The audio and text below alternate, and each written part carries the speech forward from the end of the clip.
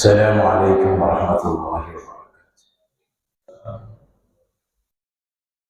إن الحمد لله نحمده ونستعينه ونستغفره ونؤمن به ونتوكل عليه ونعوذ بالله من شرور أنفسنا ومن سيئات أعمالنا. من يهده الله فلا مضل له ومن يضلل فلا هادي له. وأشهد أن لا إله إلا الله وحده لا شريك له وأشهد أن محمدا عبده ورسوله أما بعد. எல்லாம் வல்ல அல்லாஹ்வுடைய நல்லடியார்களே, இஸ்லாமிய சகோதரர்களே, சகோதரிகளே, தாய்மார்களே, அல்லாஹ்வுடைய மார்க்கத்தை படித்த விடயங்களை மீண்டும் நினைவூட்டப்படுகின்ற, அதன் மூலமாக நம்முடைய ஈமானிய உணர்வுகளை உயிரூட்டப்படுகின்ற இந்த ஆன்மீக அமர்வு மாதந்தோறும் தொடர்ச்சியாக நம்முடைய பள்ளிவாசல்களில் நடைபெற்று கொண்டு வருகின்றது. அந்த தொடரில் இன்றும் நடைபெறுகிறது. அல்லாஹு தஆலா அவருடைய மார்க்கத்தை படிக்கின்றவர்களுக்கு, அதற்காக ஒன்று கூடுகின்றவர்களுக்கு பெரும் பாக்கியங்களை வைத்திருக்கிறான் என்கின்ற செய்தி இந்த நிகழ்ச்சியின் முகவுரையில் சொல்லப்பட்டது. அந்த பாக்கியவான்களின் பட்டியலில் நம் அனைவரையும் அல்லாஹ் சேர்க்க வேண்டும். இந்த மார்க்கத்தின் வழியில் வாழ்ந்து மரணித்து அவர்களுக்காக நாளை மறுமையிலே அல்லாஹ் ஏற்பாடு செய்து வைத்திருக்கின்ற அந்த உயர்ந்த சொர்க்கத்திலே நுழைவதற்கான பாக்கியத்தை நமக்கு தர வேண்டும் என்று நினைவூட்டியவராக இன்றைய இந்த நிகழ்ச்சியில் எனக்கான தலைப்பு தீமையை நன்மையால் தடுப்போம், தடுத்தல் என்கின்ற தலைப்பு. தீமை செய்கின்றவர்களை அல்லது தீமைகள் ஒன்று நடக்கக்கூட அதை நான் நன்மையான வழிமுறையை கையாண்டு தடுக்க வேண்டும், அல்லது தீமைக்கு தீமை எதிர்வினையாக ஆக்காமல் தீமைக்கு நல்ல வழிமுறையை பதிலீடாக ஆக்கி அதனை தடுக்கின்ற முயற்சியை செய்ய வேண்டும் என்கின்ற அடிப்படையை கொண்ட ஒரு தலைப்பு இது. இது கதைக்கிறதுக்கு நல்லா இருக்கும், ஆனால் செய்கிறதுக்கு நல்லா இருக்க மாட்டாங்க. என்றால் நிறைய பேர் இதில் நம்ம தோத்து போயிடுவோம். அது நம்மட பாசையில் நாம் சொல்லி பழகினது என்னென்றால், நான் நல்லவனுக்கு நல்லவன், கெட்டவனுக்கு கெட்டவன். நல்லா என்னோட நடந்தால் அவரோடு நான் நல்லா நடப்பேன், நம்மளோடு மோசமாக நடந்தால் அதுக்கேற்ற மாதிரி நான் நடப்பேன். இதுதான் உலகத்தில் நாம் உயிர்ப்பித்து வருகின்ற ஒரு வழிமுறை. ஆணாக இருந்தாலும் பெண்ணாக இருந்தாலும் நமக்கு தாராக்களுக்கு நாம் நல்லா கொடுப்போம். நம்மளோட வீட்டை வந்தால் நாம் போவோம். நமக்கு நம்முடைய குடும்பத்தில் யாரும் தந்தா நாம கொடுப்போம். இப்படி எவர்கள் நமக்கு ஒவ்வொரு ஆக்ஷனுக்கு ஒரு ரியாக்ஷன் இருக்கிற மாதிரி நமக்கு செய்கிறத நாம மீட்டி செய்கிற ஒரு பழக்கத்துல வளர்ந்த ஆக்கள் நாம. இதுக்குள்ள உனக்கு ஒருத்தன் கெடுதி செய்தாலும் நீ அவனுக்கு கெடுதி செய்யாமல் அல்லது அவனை போல நடக்காமல் நீ நல்லா நட என்று சொல்லுகின்ற போது இதுக்கு பெரிய பயிற்சியும் பொறுமையும் முயற்சியும் வரும். எனவே ஆனால் இந்த தலைப்பு வாழ்க்கையிலே ஒரு முக்கியமான ஒரு தலைப்பு, நாம் கடைபிடிக்க வேண்டிய தலைப்பு. ஏனென்றால் நம்முடைய உலகத்துல ரெண்டு உலக வாழ்க்கை இருக்கு. இந்த உலகம் மறுமை, நம்முடைய ஈமான் தான். இந்த உலகத்தில் நல்லவனாக வாழ்கிறவன் தான் நாளை மறுமையிலே நல்ல இடத்தை பிடிப்பான். நாளை மறுமையிலே நரகத்தில் இருந்து பாதுகாக்க பெற்று சுவர்க்கத்துக்குள் நுழைய வேண்டும் என்றிருந்தால் இந்த உலகத்தில் நல்லவனாக வாழ்ந்து மரணிக்க வேண்டும். நல்லதை செய்தவனாக, நல்லதை செய்ய விரும்புகின்றவனாக, நல்லதை இந்த பூமியிலே விதைக்கின்றவனாக ஒருவன் வாழ்ந்து மௌத்தாக வேண்டும். இந்த உலகத்திலே நாம் வாழுகின்ற போது இரண்டு பேரை நாம் அனுசரித்து வாழ வேண்டும். ஒன்று அல்லாஹுவை சரியாக விளங்கி அந்த அல்லாஹ்வுடைய அன்பையும் அந்த அல்லாஹ்வுடைய நேசத்தையும் நெருக்கத்தையும் பெறுகின்ற அடிப்படையில் இந்த உலகத்திலே நாம் வாழ வேண்டும். அப்படி வாழ்கின்றவர்கள் தான் நாளை மறுமையிலே வெற்றி அடைவார்கள். இரண்டாவது, இந்த உலகில் அல்லாஹ் எம்மோடு படைத்த இதர மனிதர்களோடு ஜீவராசிகளோடு அவர்களுக்கு எந்த அநியாயமும் செய்யாம நல்ல முறையில் அவங்களோட வாழணும். அப்படி வாழ்கின்ற போதுதான் நாளை மறுமையிலே அதுக்கு வெற்றி கிடைக்கக்கூடிய வழி இருக்கிறது. எனவே இந்த உலகத்தில் அநியாயங்கள் இல்லாமல் நியாயமாக நல்ல ஒரு ஆள் வாழ்றதுக்கான வழிகளை எல்லாம் இஸ்லாம் காட்டி தந்திருக்கிறது. இந்த தலைப்பை எடுத்து வைத்தால் நன்மையை தீமையால் தடுத்தல் என்கிறது ஒரு முக்கியமான ஒரு செய்தியை சொல்ல வருகிறது. இந்த குர்ஆன் வசனம் ஒன்றுடைய மறுமொழிபெயர்ப்பு தான் இது. அல்லாஹ் குர்ஆனிலே ஒரு வசனத்திலே சொல்கிறான், வலா தஸ்தவில் ஹஸனத்து வலஸ்ஸய்யிஆ, நன்மையும் தீமையும் சமனாக மாட்டாது.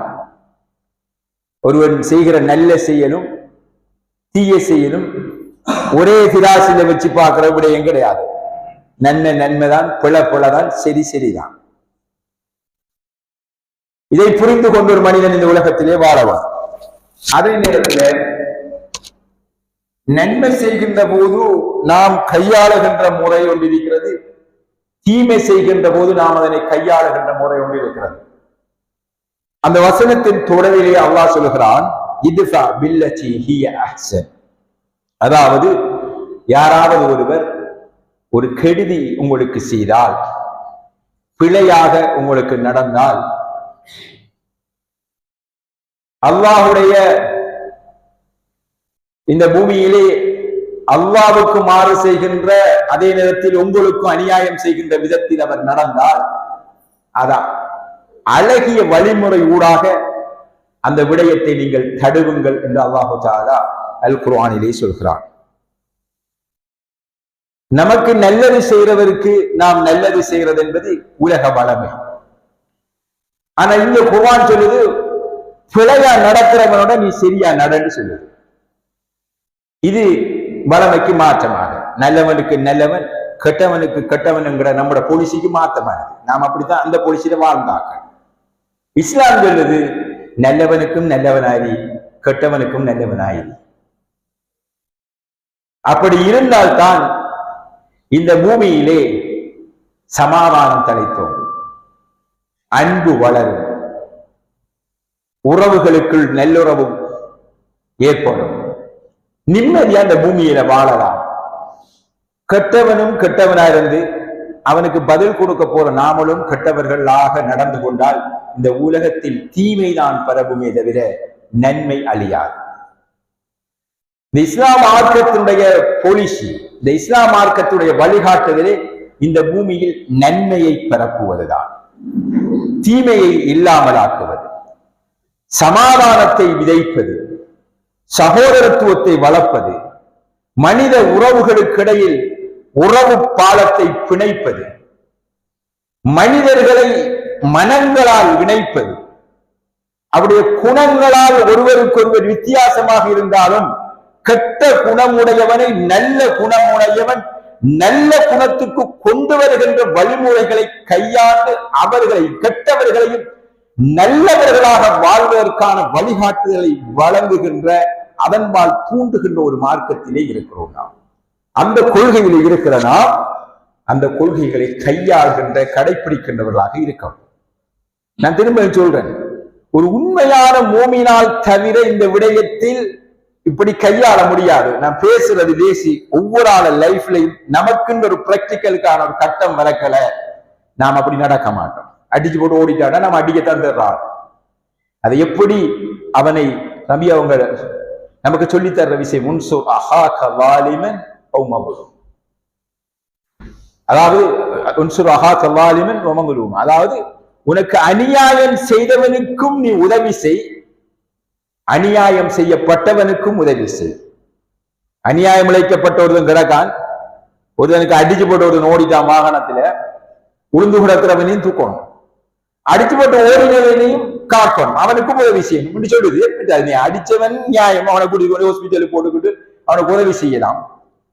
ஒரு கொலை செஞ்சு விட்டான், கொலை செய்து பட்டவனுக்கும் அவனுடைய குடும்பத்தை அல்லது குத்தி காயம், அவனுக்கும் உதவி செய்யணும், குத்தினவனுக்கும் உதவி செய்யணும் என்று இஸ்லாம் சொல்கிறது. எப்படி? இதுதான் நாம் மார்க்கத்தினூடாக படிக்க வேண்டிய ஒரு விடயமாகும்.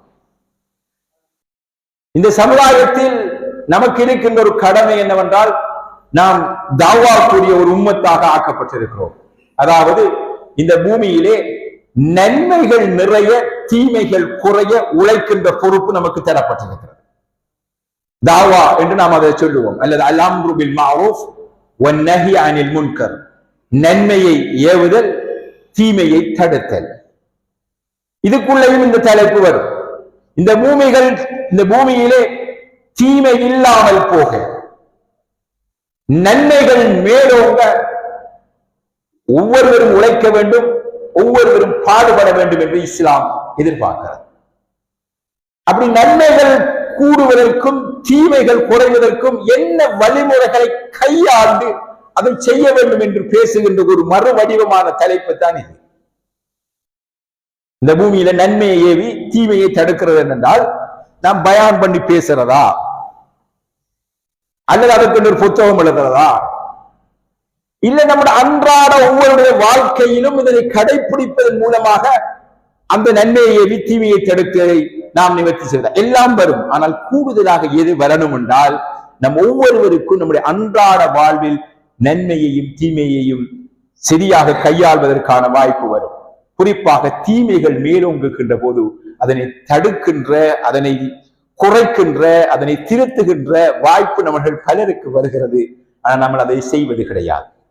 எனவே அல்லாஹ்வுடைய நல்லடியார்களே, அல்லாஹ்வுடைய ஒரு வாக்குறுதியை பாருங்க. ஒரு நன்மையை கொண்டு ஒரு தீயதை நீங்கள் தடுவுங்கள், அல்லது ஒரு தீயையை ஒரு நல்ல வழிமுறையாக, நீங்க ஒருவனோட கோபமாக பேசுகின்ற போது நீங்க மாறி கோபமா பேசி அந்த பிரச்சனையை கையாள முற்பட, நீங்க நிதானமாகி கூலாகி அந்த விடயத்தை கையாள முற்படுங்கள். உதாரணத்துக்கு சொல்றேன், நான் நன்மையை தீமையை நன்மையால் எப்படி தடுக்கிறது என்றால், உங்களோட ஆத்திரமாகவும் வாழை உருவிட்டு வாராங்க, நீங்களும் வாழை உருவி எடுத்துட்டு போவாதங்க. நீங்களும் பொல்ல தடியை தேடிட்டு போகாம இதனை கதைத்து பேசி சிரித்து ஒரு டிப்ளோமேட்டிக்காக கையாண்டு முடிவுக்கு கொண்டு வர முடியும் என்றால் அந்த வழிமுறையை கையாண்டு அதனால் வெள்ளையிடும் என்று பாருங்க. இப்படி ஒரு தீய செயல்களின் போது நீங்கள் நல்ல வழிமுறையை கையாண்டு அதனை தடுக்க முயற்சி செய்தால் அல்லாஹ் சொல்றான்,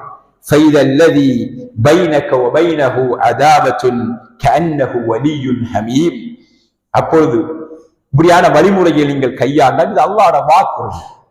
யாருக்கும் உங்களுக்கும் இடையிலே பகை இருந்ததோ அவர்கள் அல்லாஹ்வுடைய அருளால் உங்களுடைய உற்ற நண்பர்கள் போல் ஆகிவிடுவார்கள். இப்படி செஞ்சு பாருங்க, அவன் தோழன், அவன் உங்களுக்கு நண்பனா மாறுவான். உங்களுக்கு எதிராக வந்தவன், உங்களுக்கு அடிக்க வந்தவன், உங்களுக்கு ஏச வந்தவன், அவனுக்கு நீங்கள் அதே பாணியிலே பதில் கொடுக்க போனால் அவன் என்றும் உங்கள் எதிரி. உங்களுக்கு ரோட்டில நடமாடுற பக்கம் எல்லாம் வில்லன் ஆயிருப்பான். நிம்மதி அவளாத மாட்டியாள். அச்சம் துறந்து மிகவும் நெஞ்சி நிமிர்ந்து நாம ஒரு பாதுகாப்பு உணர்வோடு போவல், எங்கால எவன் பாய்வான், எவன் குத்துவான், எவன் கத்துவான் தெரியாத ஒரு பயங்கரமான சூழ்நிலை தான் எப்போதும் இருக்கும். எதிரிகள் கூட இருக்கும்.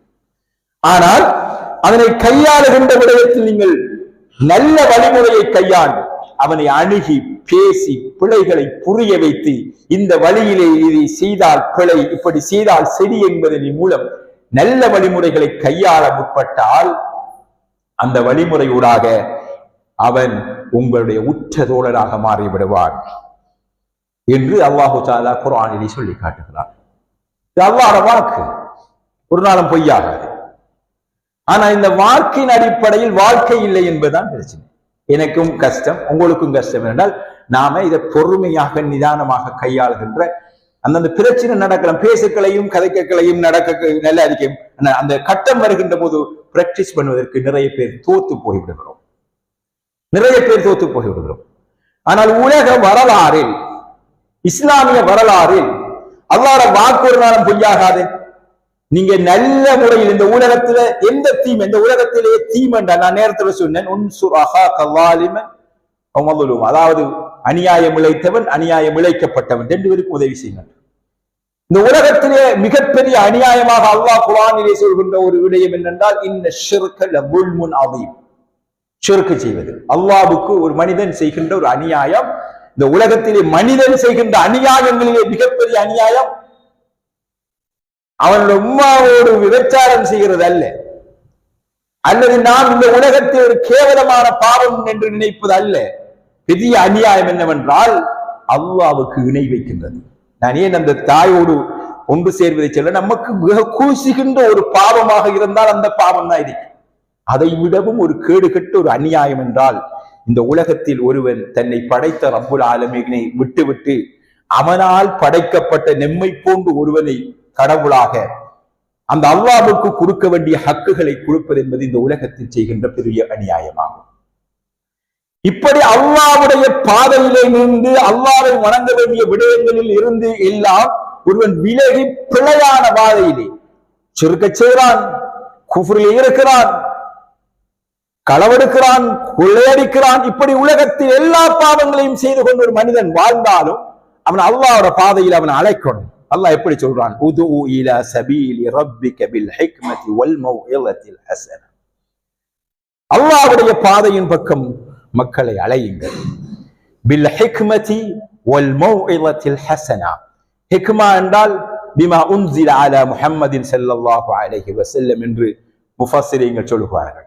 நபிகள் நாயகம் ஸல்லல்லாஹு அலைஹி வஸல்லம் அவர்களுக்கு எது அருளப்பட்டதோ அல் குர்ஆன் சுன்னா வஹியின் அடிப்படையில், அறிவின் அடிப்படையில், அதே போன்று வல் மௌஇலத்தில் ஹஸனா அழகிய உபதேசத்தின் மூலமாக, அழகிய உபதேசத்தின் மூலமாக தெளிவாக பிழையை புரிய வைப்பதன் மூலமாக அவர்களை அல்லாஹ்வின் பக்கம் அழையுங்கள் என்று அல்லாஹு தஆலா சொல்றார். அல்லாஹ்வுக்கே அநியாயம் செஞ்சவன், அல்லாஹ்வுடைய பாதையை விட்டும் விலகி போகின்ற ஒருவனை அல்லாஹ்வுடைய பாதைக்குள் கூட்டி வருகின்ற போது கூட நிதானமாக கையாளுங்க, அழகா பேசுங்க. அவங்களோட ஒரு தர்க்கிக்க வேண்டிய ஒரு டிபேட் பண்ண வேண்டிய விடயம் வந்தால் கூட, அப்படியான ஒரு சூழ்நிலை வந்தால் அழகிய கையாடல், அழகிய சொல்லாடல், அழகிய வழிமுறைகள் ஊடாக அவர்களோடு நீங்கள் கருத்து பரிமாற்றங்களை செய்து கொள்ளுங்கள். குர்ஆன் சொல்லித்தார விளையும் இது. நம்மளுக்கு தூசணத்தால ஏசுறானத்துக்கான நாம தூசணத்தால ஏச போறல, நமக்கு சார்ந்த மடிச்சு கட்டிட்டான்னு வாரணத்துக்காக நாமளும் மடிச்சு கட்டிட்டு தூக்கி காட்டிட்டு போறல்ல. இது இஸ்லாம் முஸ்லிம்களுக்கு காட்டி தந்த வழிமுறையே கிடையாது. பிழை பிழைதான். ஒருவன் செய்த பிழைக்கு பதிலீடாக பிழையை பதிலாக கொடுக்க கூடாது. அந்த வழிமுறையை கையாளக்கூடாது. நிறைய பேர் நிறைய விடயத்திலே நாம் இதனை செய்கிறோம். இது இஸ்லாம் நமக்கு காட்டித்தராத ஒரு பழக்கம். உதாரணமாக உறவுகளை துண்டித்துட்டு போறது. ஒருவர் நம்முடைய வீட்டை நம்முடைய சொந்தம் வாரல்ல, அவன் வரல என்பது அவன் பிரச்சனை, அவனுக்கு அல்லாஹ்வை பார்க்கணும். ஆனா நாம போகாமல் இருந்தால் நாம் பாவிகள், நாம் குற்றவாளிகள். ஒரு சஹாபி வந்து சொல்ற செய்தி நமக்கு தெரியும் தானே, யார சொல்லலாம், நான் இந்த குடும்பத்தாக்கள் எவ்வளவு நல்லா நடக்க, எவ்வளவு நல்லா இருக்கு, ஆனா எனக்கு அவங்க எப்போதும் போலதான் செஞ்சுட்டு இருக்காங்க, எனக்கு எதிராக தான் நடந்துட்டு இருக்காங்க. நான் என்ன செய்யறேன், நீ அப்படியே நல்லா நட, நீ அப்படி நடக்கும் காலம் எல்லாம் உன்னோடு ஒரு மலக்குவருக்கு துறைக்கு இருக்கிறார். அவர்கள் சுடுசாம்பல் திண்டாக்கள் மாதிரி அவனுடைய நிலைமை என்று சொல்லுகிறார். அவன் போல அவன் செய்யற பிழையை நீ செய்யாத என்றுதான் நமக்கு சொல்லுகிறது. எனவே இந்த உலகத்தில் எம்மை சுற்றி சூழ இருக்கின்ற எவர் எமக்கு என்ன அநியாயம் செய்தாலும் நாம் அதற்கு பதிலீடாக அநியாயத்தை செய்யாமல் அவனுக்கு நியாயத்தை செய்யணும். அவன் அப்பதான் பாடம் படிப்பான். இமாம் ஹசனுல் பஸரி ரஹ்மஹுல்லாஹ் அவர்கள் சொல்கிறார்கள், அதாவது அஹ்சின் இலா மன் அஸாஅ இலைக, உனக்கு யாராவது ஒரு கெடுதி செய்தால் நீ அவனுக்கு நல்லது செய். நீ அப்படி செய்வதன் மூலமாக என்ன நடக்குது என்றால், அவனுக்கும் ஷைத்தானுக்கும் உதவி செய்யாமல் நீ உன்னை முதலில் காப்பாற்றிக் கொள்கிறாய் என்று சொல்றான். ஒருவன் ஆத்திரப்பட்டு ஒரு வேலையை செய்தால் அதே மாதிரியான ஒரு ஆத்திரத்தை நாம் கொண்டால் நாம் ஷைத்தானுக்கும் அடிமைப்பட்டோம், அவனுக்கும் பிழை செஞ்சு விட்டுருவோம். பிழைக்கு பிழையாகிவிடும். எனவே உனக்கு பிழை செய்கின்ற ஒருவன் விடயத்தில் நீ நியாயமாக நடந்து கொள் என்கின்ற விடயத்தை இமாம் ஹசனுல் பஸரி ரஹ்மத்துல்லாஹி அவர்கள் சொல்கிறார். அதே மாதிரி தான் அல்லாஹ்வுடைய வசனத்திலே இன்னொரு வசனத்தில் அல்லாஹ் தஆலா குர்ஆனிலே சொல்கிறான், இத்ஃபா பில்லதி ஹிய அஹ்ஸனு அஸ்ஸய்யிஅத, நீங்கள் எது நல்லதோ அந்த நல்ல வழிமுறைகளை கையாண்டு தீயவைகளை நீங்கள் தடுவுங்கள், இல்லாமலாக்குங்கள் என்று அல்லாஹு தஆலா குர்ஆனிலே சொல்லி காட்டுகிறான். நபிகள் நாயகம் ஸல்லல்லாஹு அலைஹி வஸல்லம் அவர்கள் சொல்கிறார்கள், இத்தகில்லாஹ ஹைதுமா குன்த வத்தபி ஸய்யிஅத அல் ஹஸனத தம்ஹுஹா. பொதுவாக நாம ஒரு கொலை செஞ்சாலும் சரி, நமக்கு ஒருவர் பிழை செய்தாலும் சரி, அந்த பிழையை அழிப்பதற்கான வழி நாம் அதற்கு பதிலீடாக ஒரு நல்லதை செய்து அந்த நல்லதன் மூலமாக நாம் அந்த பிழையை திருத்த முயற்சி செய்வதுதான், அதுதான் அந்த பிழையை இல்லாமலாக்கும் என்று நபி அவர்கள் சொன்னார்கள். நாம் ஒரு கொலை செஞ்சிட்டோம், ஒரு பாவத்தை செஞ்சிட்டோம், உடனடியாக ஓடி வந்து ஒது செய்துட்டு வந்து தொழுதுட்டு அது ஒரு நல்ல அல்லாஹ்விடத்திலே மன்றாடி துஆ செய்கின்ற போது அல்லாஹ் தஆலா அதை மன்னிப்பான். இன்னொரு ஆளுக்கு ஏசி போட்டோம், ஒரு ஆளுக்கு அடிச்சு போட்டோம், என்ன செய்யணும்? போய் அவனுக்கு அடிச்சவனை பரவாயில்ல, தூக்கி கொண்டு நாம தான் அடிச்சிருந்தாலும் ஹாஸ்பிட்டல்ல கொண்டு போட்டு அவனுக்கு மருந்து எடுத்து கொடுத்து அவன்கிட்ட மன்னிப்பு கேட்டு நாம் அதற்கு பிரதிஉபகாரம் செய்கின்ற போது அந்த பிரச்சனை குறையும். முடியாவிட்டாலும் உடனடியாக குறைந்து காலப்போக்கு இல்லாமல் போய்விடும். நாம் விட்டு போட்டு ஒளிச்சு மறைச்சி அல்லது திரிவோம் என்றால் அது பெரிய பூதாகரமாகவும், நம்மை எதிர்கொள்வதற்கு அவரொரு படையும் ஒரு கூட்டமும், நம்மை காப்பதற்கு இன்னொரு படையும் இன்னொரு கூட்டமும் ஓடி நிம்மதி இல்லாத சூழல். இது ஒவ்வொரு கட்டத்திலே நீங்க பொருத்தி பாருங்க, அழகா வரும். வீட்டை மனைவிக்கும் கணவனுக்கும் மனைவிக்கும் இடையில சண்டை, 6 நாள் ஒரு ஆள் அமைதியா இருந்து கொஞ்ச நேரம் பொறுத்து இருந்து ஓட்டு நிதானமாக பதில் சொன்னா பிரச்சனை முடியும்.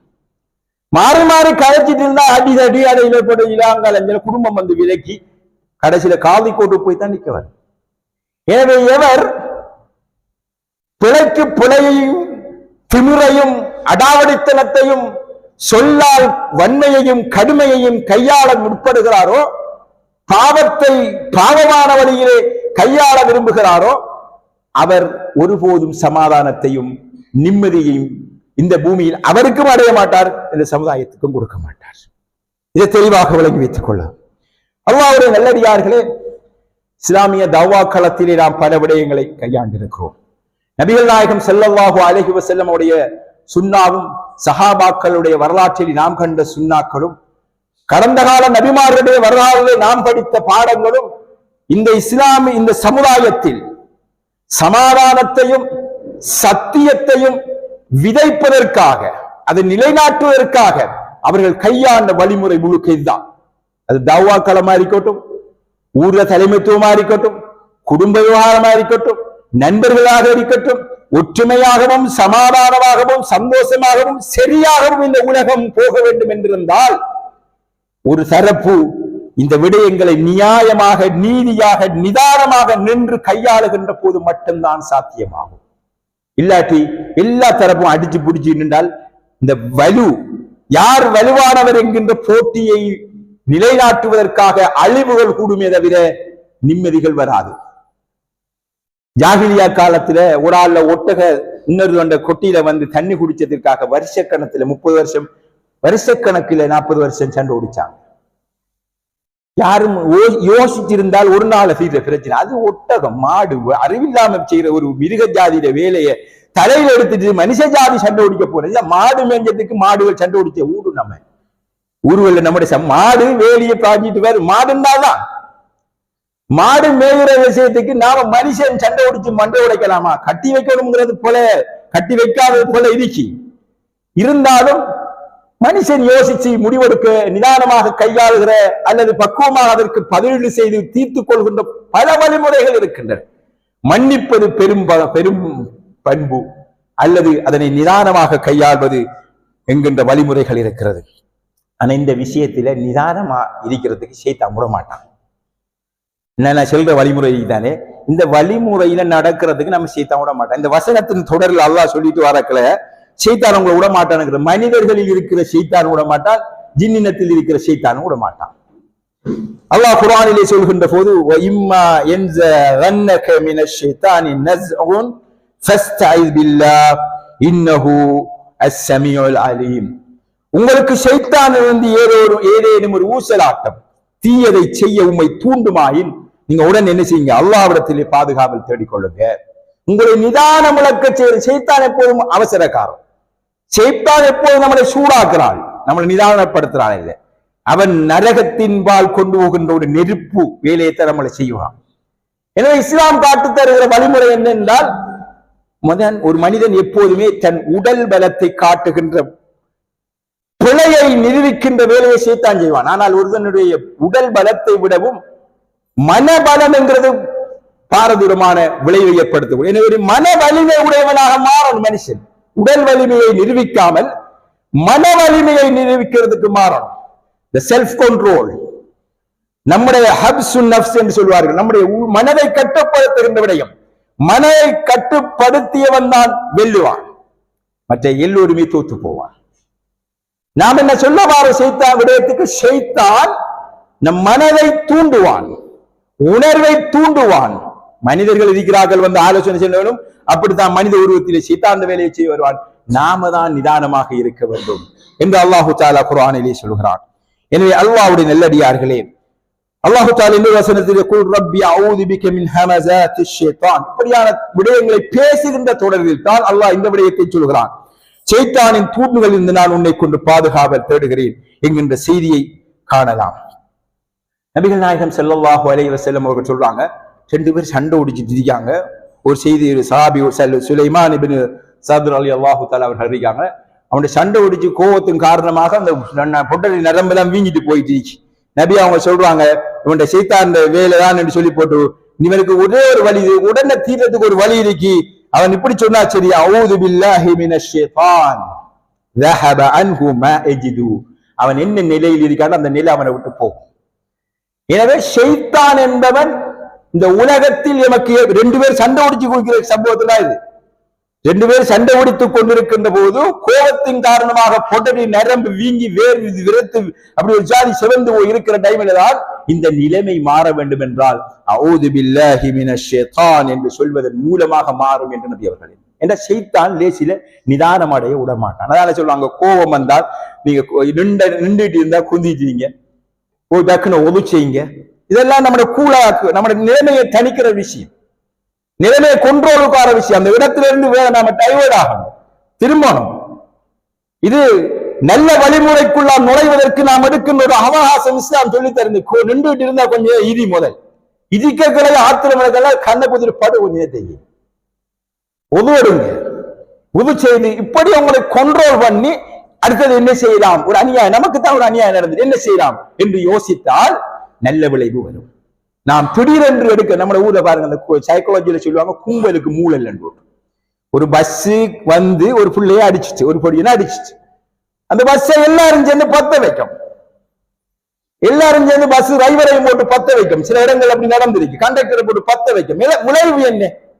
ஒரு உயிருக்கு இன்னொரு உயிரை அநியாயமாக கொல்லுவது நியாயமாகுமா? ஒரு உயிர் போனதற்கு பதில் அநியாயமாக யாரும் தன் கையில நீதியை சட்டத்திலே கையில் எடுக்கிற பஸ் வத்துது, ஏரியா குழம்புது, பஸ்ஸுக்காரன் ஊடாக்கள் குழம்புறான், இங்க இருந்து போற பஸ் அவன் மத்த வைக்க. நிதானம் இழந்ததின் விளைவுகளை நாம் காண்கிறோம். ஒரு பிழையை பிழையான வழிமுறையின் மூலமாக கையாள முனைவதன் மூலமாக சமூகங்களுக்குள் உறவு பாதிக்கப்படுகிறது, சொத்துக்கள் சேதமாகிறது, பல இழப்புகள் ஏற்படுகிறது. இதை நாம் ஒவ்வொரு வீட்டிலே நடக்கிற பிரச்சனை. நம்மளோட மனைவி, பிள்ளைகள், சகோதர உறவுகள், அயலவர்கள், நண்பர்கள் எல்லோரோடும் நாம் இந்த விடயத்தை பொருத்தி பார்த்தால் நிறைய பேருக்கு நிறைய பாடங்களும் திருந்த வேண்டிய இடங்களும் நிறைய இருக்கிறது. வெறும் பயானுக்காக கேட்காம யோசித்து பிராக்டிஸ் பண்ணி பார்க்கறதுக்கு யோசிச்சு பாருங்க. நாங்க எப்போது ஸ்ட்ரைட்டா தான் பேசுறார்கள், நாங்க எப்போது சரியா எப்படித்தான் தான் நடக்கிறார்கள் சொல்லியே சண்டை ஒடிச்சிருக்கிறது. நம்ம என்ன நடக்கணும்? நான் தவா களத்தில் இருக்கிறேன்னா என்னுடைய நோக்கம் என்னையா இருக்கிறோம்? ஒரு தீமை செய்பவனை டார்கெட் பண்ணுவதா, அவன் செய்கிற தீமையிலிருந்து அவனை விடுவிப்பதற்கு டார்கெட் பண்ணுவதா என்ற இலக்கெல்லாம் அந்த தீமையில் இருந்து அவனை விடுவிப்பதுதான் நோக்கமா இருக்கணும். அவனை சந்தி சிரிக்க வைக்கிறதும் அவனை நரகத்துக்கு போகாட்டுறோம் என்ற நோக்கமா இருக்கணும். அவன் திருந்தணும், எனக்கு கவலை வரணும். ஒரு பிழை செய்கின்ற மீது எப்படி வரணும்னா உணர்வு எனக்கு கவலை வர, நரகத்துக்கு போக்குறாங்க அநியாயமாக. சிறுக்கு செய்கிறவரை பார்த்தா சொல்ல அப்படித்தான் மாட்டாங்க. ஆயிஷா நாயகி ஒரு முறை ரசூல் ஸல்லல்லாஹு அலைஹி வஸல்லம் அவரிடத்திலே கேட்கிறார்கள், யா ரசூலல்லாஹ், இந்த வாழ்க்கையிலேயே உங்களுக்கு மிகவும் கஷ்டமான ஒரு செய்தி என்ன சொல்லுங்க, உங்களுக்கு நடந்த துக்ககரமான செய்தி, உஹது யுத்தத்துக்கு பிறகு, உஹது பிரச்சனைக்கு பிறகு உங்களுக்கு நடந்த மிக துக்ககரமான சம்பவம் என்ன செய்யுங்கள் சொல்லும் போது நபி அவங்க சொன்னாங்க, லகது லகீது மின் கௌமிக மா லகீது, வேண்டிய அளவு உங்களோட சமூகம் செஞ்சிருக்காங்க. குறைஷிகள் தாராளமா நமக்கு நிறைய அநியாயங்கள் செஞ்சிருக்காங்க. அதுல நான் சொல்றதாக இருந்தால் அகபா, அதாவது தாய்களில் நடந்த சம்பவத்தை பற்றி நபி அவர்கள் சொல்கிறார்கள். அவங்கள்ட்ட போய் படிச்சாக்கள், நாகரிகமானாக்கள், குறைஷிகளோட கொஞ்சம் நல்லாக்கள் என்று நம்பி பேச போறோம். அந்த வரலாற்றை சொல்லுகின்ற போது 3 கோத்திரங்களை டார்கெட் பண்ணினவங்க போறாங்க. அவங்க ஏற்றுக்கொண்டால் அதை மையமாக, இன்னைக்கு மதீனா இருக்கிற மாதிரி தாய்கள் மையமாக வச்சு இந்த தாவா பிரச்சாரத்தை கொண்டு போய் விடலாம் என்கின்ற நம்பிக்கையிலே நான் போனேன். ஆனால் அவர்கள் என் செய்தியை ஏற்றுக்கொள்ளவில்லை. ஏற்றுக்கொள்ளாட்டி பரவாயில்லை, சின்ன பிள்ளைகளை விட்டு, அடிமைகளை விட்டு, பைத்தியகாரனை விரசுவது போன்று விரசினார்கள். நான் அந்த கவலையும் வேதனையும், இவர்கள் சத்தியத்தை ஏற்றுக்கொள்ளவில்லையே என்கின்ற அந்த வேதனையின் காரணமாக நான் நடந்து வந்திருந்தேன். எங்காலம் போறது நான் விளங்காமலே நடந்து வந்தேன். அதே மாதிரிதான் கர்ரஸ் ஆலிப் என்கின்ற இடம் வந்த போதுதான் நான் எவ்வளத்தால போறேனுங்கிற எனக்கு இந்த உணர்வே வந்தது. அப்போது தலையை உயர்த்தி பார்த்தேன். மலை, அதாவது மேகமூட்டம் சூழ்ந்து கொண்டிருந்தது. மேகமூட்டம் சூழ்ந்து கொண்டிருந்தது. அண்ணாந்து பார்த்தபோது அதற்கு மத்தியிலே ஜிப்ரீல் அலைஹிஸ்ஸலாம் அவர்கள் இருந்தார்கள்.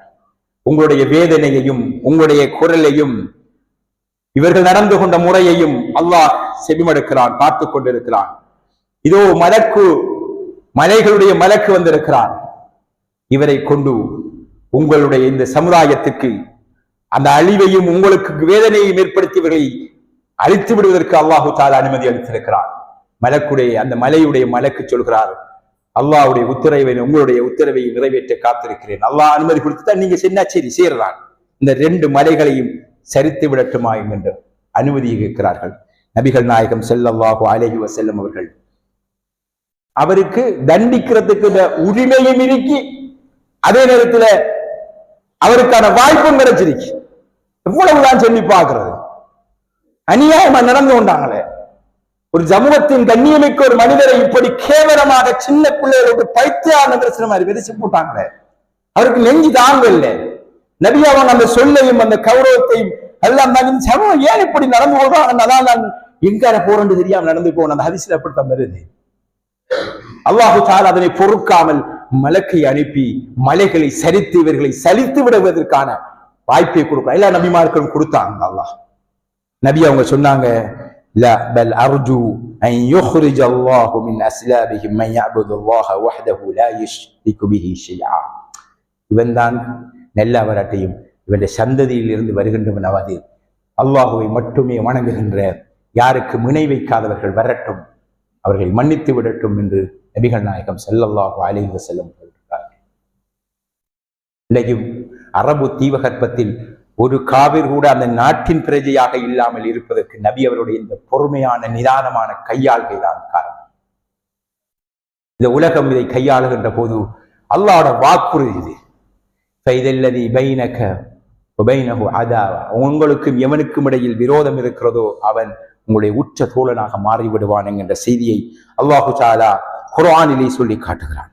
அல்லாஹ்வுடைய நல்லடியார்களே, நபிகள் நாயகம் ஸல்லல்லாஹு அலைஹி வஸல்லம் அவர்களை பற்றி புகாரியிலே வருகின்ற செய்தி என்னவென்றால், லா யத்ஃபஉ பிஸ்ஸய்யிஅத்தி அஸ்ஸய்யிஅத, ஒருபோதும் அவர் நல்லவனுக்கு நல்லவனாத்தான் இருப்பாங்க, கெட்டவனுக்கு நல்லவனாத்தான் இருப்பாங்க. ஒருபோதும் அவருக்கு கெட்ட ஒரு செய்தியை, ஒரு பாவத்தை, ஒரு பாவமான வழிமுறைகளாக தீர்த்ததே கிடையாது. நாம நம்முடைய செருப்பு களவெடுத்து போய்த்தான் பள்ளியில இருந்து நாம ஒரு செருப்பு களவெடுத்து போலாமா? நமக்கு செருப்புக்கு செருப்பு இந்த வேலை செய்ய இயலாது, பிழைதாங்க. இப்படித்தான் நாம சில வேலைகள் செய்யறோம். அந்த பிழையை விளங்கப்படுத்துறது இப்படித்தான் பிழையை செய்யறோம். நமக்கு ஒரு அநியாயம் செய்யறதுக்கு நாம அநியாயம் செய்வது, நாம ஒரு பிழையை செய்யறதுக்காக நாம பாவியாக நம்மளோட பிழையா நடக்க, அவன் பிழைக்கு அவன் குற்றவாளி, நாமும் அதற்கு பதிலீடான பிழையை வழியை தெரிவு செய்து நாம் குற்றவாளியாக வேண்டும். இஸ்லாம் சொல்லுகிறது, இந்த உலகத்தில் உனக்கு முன்னால் இருக்கிற எல்லா பிழை செய்கின்ற உடையத்தில் நீ கருணையாக நடந்தது. அவன் திருந்தணும். திருந்தனத்துக்கு வழி செய்யல. 99 கொலையை செஞ்சு விட்டு வந்து எனக்கு வழி வேணும், விழி காட்டு எனக்கு என்று கேட்கிறார்.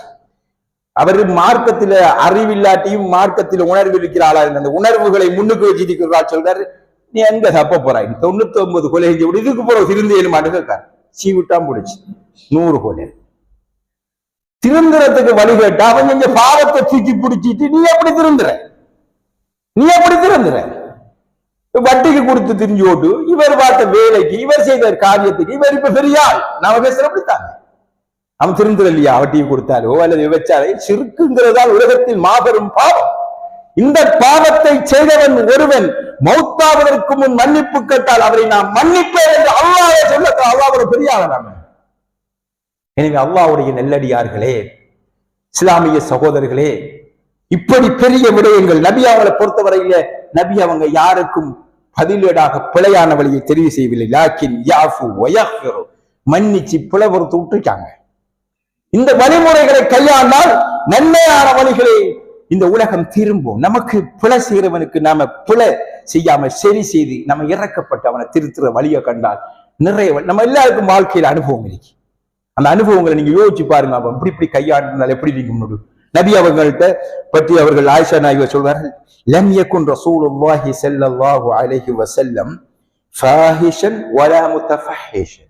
நபி அவங்க இயல்பாகவே அருவருப்பான சொற்களை பேசுறார்கள். இயல்பாகனால் வளமையா நம்மளாக பேசக்கள 2 கலிமாவை சேர்த்தான் பேசுவாங்க. அவங்க இயல்பு, அவங்க இந்த தூஷணம் பேசுற உணர்வே கிடையாது. அவங்க பேசி பேசி பழகிட்டாங்க. சிலர்களும் கடும் கோபம் தான் ஏசையும் தெரியல, ஏசனும் வலிந்து எங்கனான வார்த்தை தேடி பேசுறாங்க. ரசூலுல்லாஹ் இந்த 2 குணத்திலையும் சம்பந்தப்படாது. இயல்பாக அருவருப்பான இழிவான சொற்களை பேசுவதாகவோ அல்லது வேண்டும் என்றே வலிந்து தேடி பிடிச்சு ஏசணும்ன்றதுக்காக பிரச்சனை வந்தால் அப்படியானவர்களாக ஒருபோதும் இருக்கவில்லை. மாறாக சந்தைகளில் இறைச்சிலிட்டு கத்துறாளாக இருக்கவில்லை. யாரேனும் தீமை செய்தால், ஹதீஸில் வருது, யாரேனும் அவர்களுக்கு தீமை செய்தால் இதற்கு இணையான தீமையை அவர்களுக்கு பதிலளிக்க மாட்டார்கள். மாறாக மன்னித்து அவரை பொருட்படுத்த அப்படியே ஒதுக்கி போவாங்க. அவர்கள் பண்புதான். அதனாலதான் ஒரு பெரும் நன்மையை, ஒரு பெரும் சமுதாய மாற்றத்தை அவர்களால் உருவாக்க முடிந்தது. ஒரு காலத்திலே நாங்களும் தாவா என்ற பேர்ல நானும் நம்ம சீதனத்தை பத்தி பேசிக்கலாம் பேசியிருக்கேன். டங்குவார் அருள் போற அளவுக்கு தான் பேசியிருக்கோம். சீதனம் என்கிறது கொடுமை. இந்த கொடுமையை கனவில எடுக்கின்ற போது, தலையில எடுக்கின்ற போது அந்த கொடுமையாளர்களை ஒரு கொடுமையாளர்களாக சித்தரித்து அவர்களை சந்தையிலே நிறுத்துகின்ற ஒரு உணர்வு தான் நம்மை வழிநடத்தது. ஆனால் அவன் திருந்தணும் என்ற உணர்வின் அடிப்படையில் அந்த சொல்லுகள் கையாளப்பட்டிருந்தால் இன்று ஏற்பட்டிருக்கின்ற மாற்றங்களை விட இன்னும் நேரடியான நேரான பெரிய மாற்றங்கள் ஏற்பட்டிருக்கலாம் என்று இப்போது உணர்கிறது. The choice of word, நாம தெரிவு செய்கிற வார்த்தை, நம்முடைய உணர்வு வித்தியாசமாக இருக்கும். நம்முடைய உணர்வு இருக்கணும்னா இவனுக்கு நாம பிள்ளையை சுட்டி காட்டக்கல, அவனுக்கு ரோஷம் வர மாதிரி குட்டிகார பண்டின்னு ஏசினால் இப்படி 4 பேரை தருவில் ஏசினால் நிரந்தர குடியாரன் ஆயிடுவான். நமக்கு நோக்கம் அவனுக்கு குடியாரன் ஏசி அவனுக்கு சீர்குத்தி அப்படியே கொண்டு முன்னுக்கு வைக்கிறது அல்ல. அவன் அதனை உடனும் எப்படி சின்ன விடுவான், கூட்டிக் கொண்டு வச்சு இஞ்சுவா, இப்படி செய்யாத, இப்படி செய்யாத. இன்று ரசூல் அல்லாஹ் குர்ஆன்ல இப்படி செஞ்சு காட்டினா, குட்டியே ஒரு பெரிய முடாவாக வச்சு கொண்டாடிய கூட்டத்துக்குள்ள நீ பள்ளிக்கு வரகளை குடிக்காத, இது ஒரு உபதேச முறை. இது முதலாவது இது நல்லதும் இருக்கு கெட்டதும் இருக்கு செய்யாது என்று சொல்லி கொடு. 2வது பள்ளிக்கு வரகளை குடிக்காத, 3வது கட்டத்தில் அஞ்சலி அறவை குடிக்காதுங்க, இல்லை உங்களுக்கு நல்லது இல்லைன்னு சொல்லி முடிச்சு. எனவே திருத்துகின்ற ஸ்டெப்புகளை ஒழுங்கான முறையில் எடுக்கின்ற போது, நாம் கையாளுகின்ற போது ஒரு சமூக மாற்றத்திற்கு நாம் வித்திட்டவர்களாக மாற முடியும். நபி அவருடைய வாழ்க்கையில பொதுவாக சொந்த வாழ்க்கையிலே ஒரு முறை ஒரு சஹாபி, ஒரு காட்டரபி வந்து நபி ஸல்லல்லாஹு அலைஹி வஸல்லம் அவர்கள் தோளிலே போட்டிருந்த துண்டை அப்படி குடிச்சு இறுக்கி அனஸ் இப்னு மாலிக் ரலியல்லாஹு தஆலா அவர்கள் சொல்கிறார்கள். இந்த சம்பவத்தை நான் பார்த்துக்கிட்டு இருந்தேன். ரசூலுல்லாஹ்வுடைய அப்படி கழுத்து சிவந்து வைத்து அடையாளம் என்னத்துக்கு பிடிக்காரு, முஹம்மதே உங்கள்ட்ட இருக்கிற பொது சொத்திலிருந்து எனக்கு ஏதாவது கரை சொல்லுங்க, தர்மம் கேட்டு வந்திருக்கான். இப்படியா தர்மம் கேட்கிற, பிச்சை கேட்டு வரவன் நம்ம கழுத்தை பிடிச்சி இறுக்கி கேட்டா இந்த கேள்வி கேள்விதான். ரசூலுல்லாஹ் திரும்பி பார்த்து சிரிச்சு போட்டு அவரு கொடுங்க, நான் மண்டை போட்டுட்டு இடிச்சு 2 குத்தி கேட்டு வர. எப்படித்தானே கேட்கறத முறந்து இருக்கிடுவாங்க.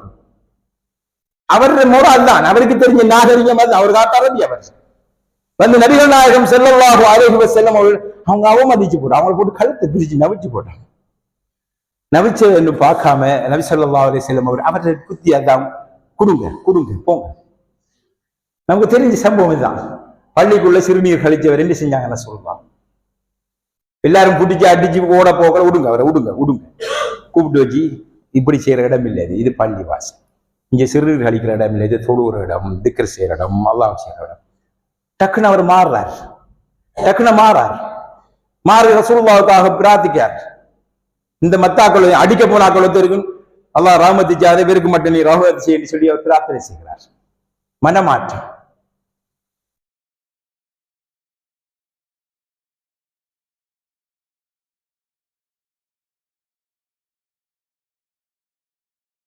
என்ன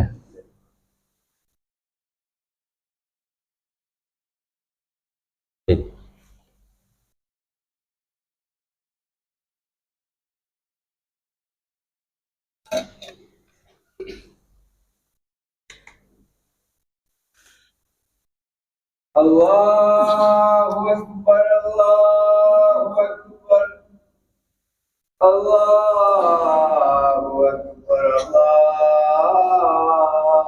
Akbar. La ilaha illallah.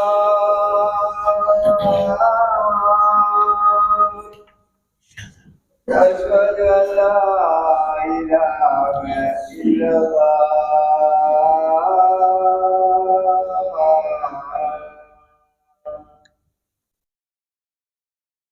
أشهد أن محمدا رسول الله.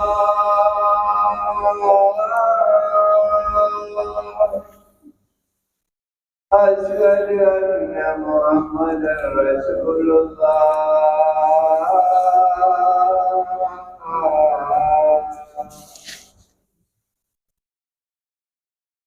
حي على السلام.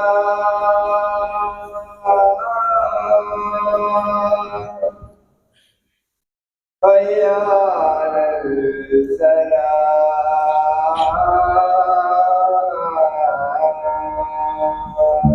لا حول ولا قوة.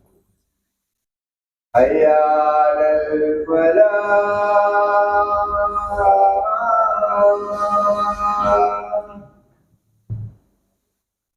حي على الفلاح.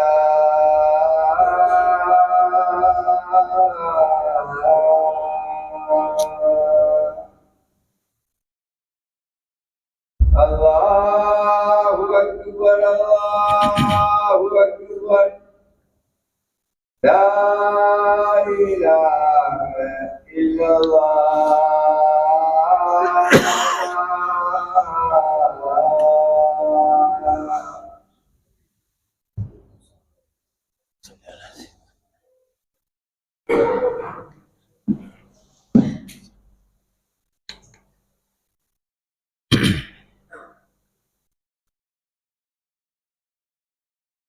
இன்ஷா அல்லாஹ் இன்னும் கொஞ்ச நேரத்தில் இதை முடிச்சுட்டு இஷா தொழுவிட்டு அடுத்த பயணம் போகலாம்.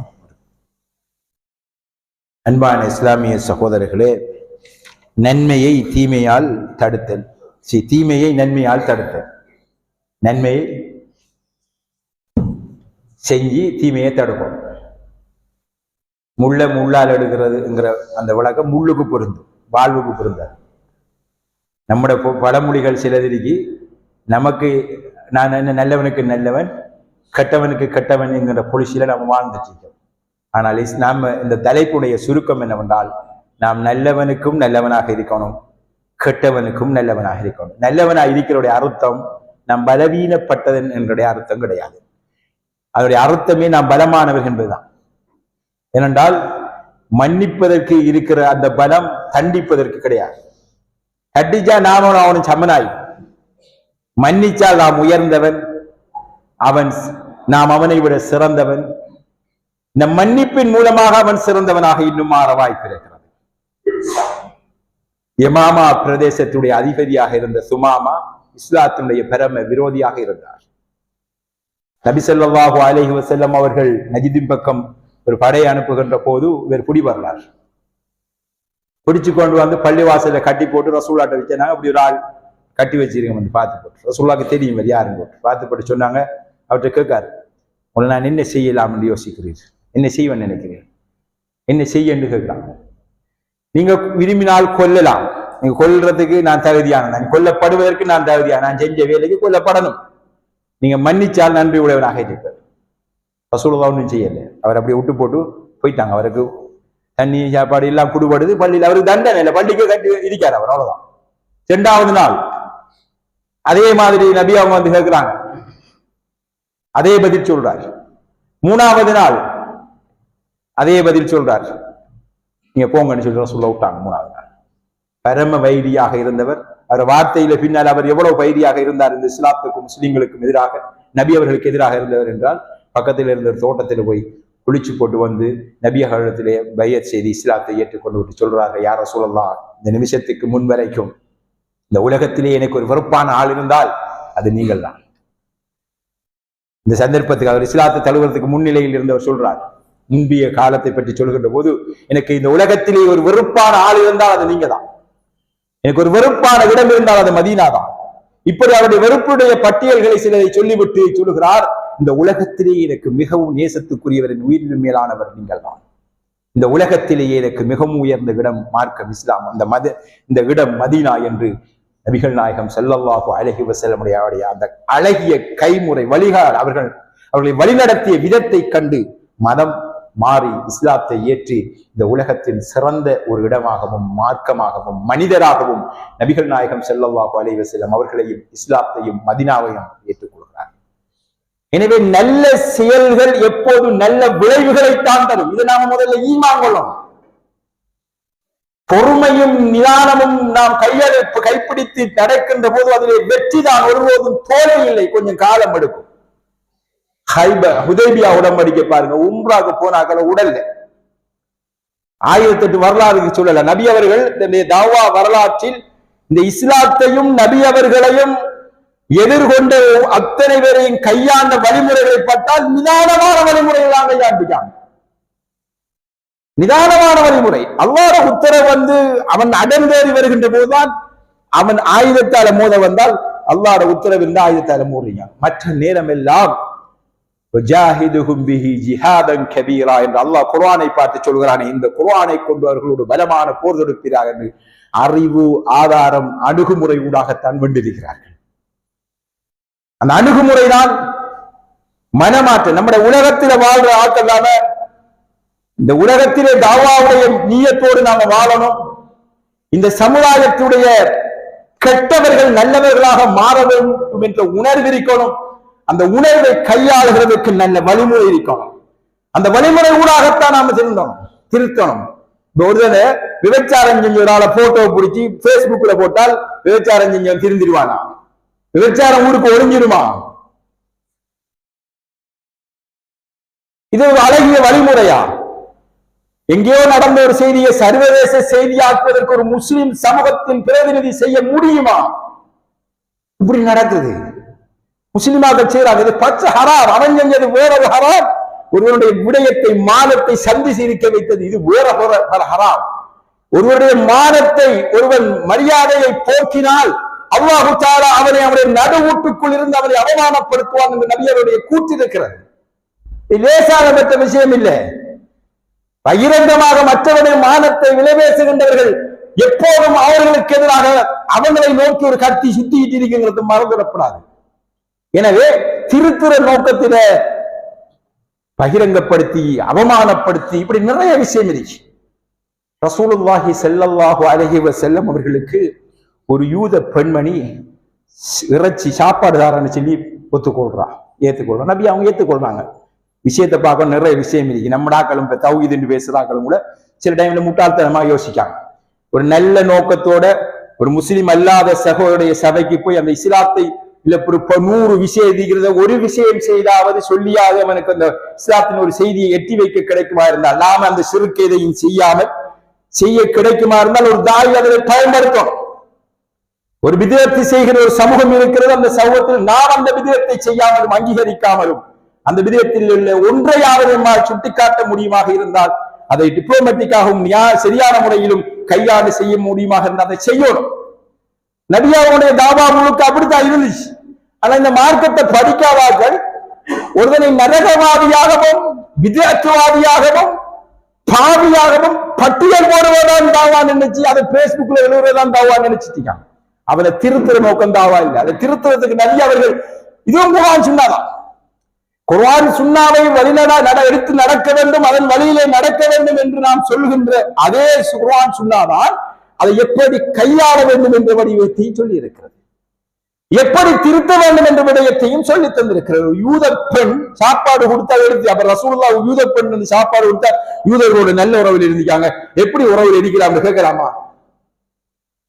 அவள் நஞ்சி வச்சு அந்த சாப்பாட்டை கொடுக்கிறார், விஷம் வைத்து கொடுக்கிறார். அதிலும் விஷத்தில் நபி அவர்கள் ஒரு ஆடு இருந்தால் அந்த ஆட்டில் எந்த பகுதியை விரும்பி திம்பாரோ அந்த பகுதிக்கு விஷத்தை வைத்து கொடுக்கிறார். நபி அவர்கள் கடித்தார்கள், வகி வந்து துப்பிவிட்டார்கள், தப்பிவிட்டார்கள். ஆனால் அதிலே சாப்பிட்ட ஒருவர் பின்னால் மரணித்து விட்டார் என்ற செய்தி வருகிறது. ஆனாலும் அவரை நபி அவர்கள் மன்னித்து விட்டார்கள் என்றுதான் வரலாறு. ஏன் இப்படி செஞ்சார்? பிடிச்சு கேட்டவன ஏன் உங்களை கொல்றதுதான் சொன்னார்கள். இருந்தாலும் தன்னை கொல்ல வந்தவள் பரவாயில்லை, என்னத்தான கொல்ல வந்த நான் மன்னிச்சுட்டேன் போங்க. மன்னிப்பு என்பது பெரிய ஒரு பண்பு. அது மனதைரியம் உள்ளாக்களுக்கு வரும், மனதைரியம் உள்ளாக்களுக்கு தான் வரும்.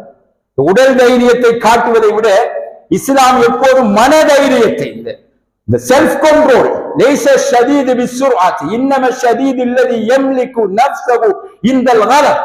நபி அவர்கள் சொன்னார்கள், வீரம் என்பது தன்னுடைய வேகமாக அதனை வெளிப்படுத்துவது இல்லை, கோபம் வருகின்ற போது அதனை அடக்கி ஆகிறதுதான் வீரம் இருக்குன்னு சொன்னாங்க. நிதானமாக நடப்பதுதான் வீரம் இருக்கு. சரியான வழிமுறைகளை யோசித்து நடப்பதைத்தான் வழிமுறை இருக்கு.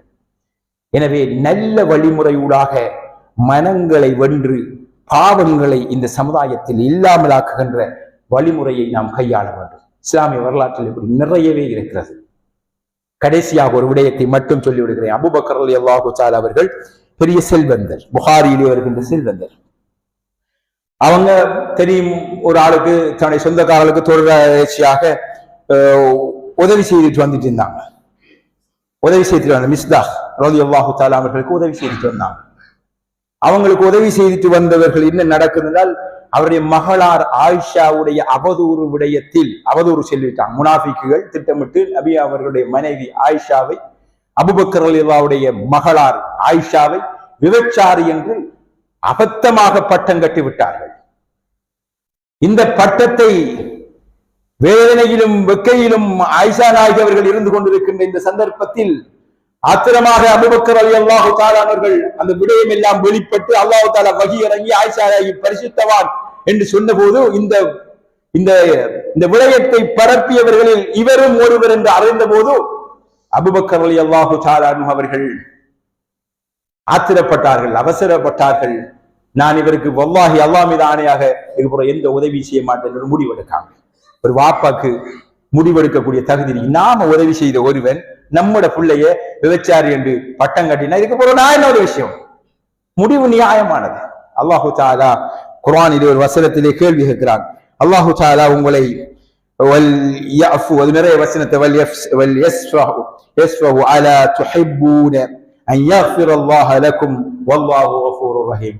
நீங்க மன்னிக்க வேண்டாமா, அவங்களை விட வேண்டாமா சொல்லி போட்டு அல்லாஹு தஆலா அலா துஹிப்பு, நீங்கள் விரும்பவில்லையா, அன் யக்ஃபிரல்லாஹு லக்கும், அல்லாஹ் உங்களை மன்னிப்பதை நீங்க விரும்பலையா, நீங்க மன்னிங்க, அல்லாஹ் உங்களை மன்னிப்பான். அபூபக்கர் ரலியல்லாஹு தஆலா அவர்கள் உடனடியாக தன் நிலைப்பாட்டிலிருந்து மாறி அவருக்கு வளமையா நான் கொடுத்துட்டு வந்த உதவியை செய்வேன் என்று சொல்கிறார்கள். இது மனமாற்றத்தை ஏற்படுத்தக்கூடிய வாழ்க்கை நடைமுறைகள். பிழை செய்தவரை நாம கையாளுகிற வழிமுறை தொடர்ந்து பிழையிலே வாழ வைப்பதற்கு. இந்த பாவத்தை செய்து அல்லாஹ்ட்ட போய் இதுக்கும் பதில் சொல்லணும். தௌவா என்பதும் மற்ற மனிதர்களை நாம் கையாள நமக்கு நடக்கிற, நான் சொன்ன அவ்வளவும் சில சம்பவங்கள் நேரடியாக ரசூலுல்லாஹ்வுக்கு நடந்த சம்பவம். அவரை கொல்ல வந்த, அவரை ஊரை விட்டு ஃபத்ஹு மக்காவில் நமக்கு தெரிஞ்ச விஷயம். ஃபத்ஹு மக்காவில் எல்லோரும் போய் நிற்கிறார்கள்.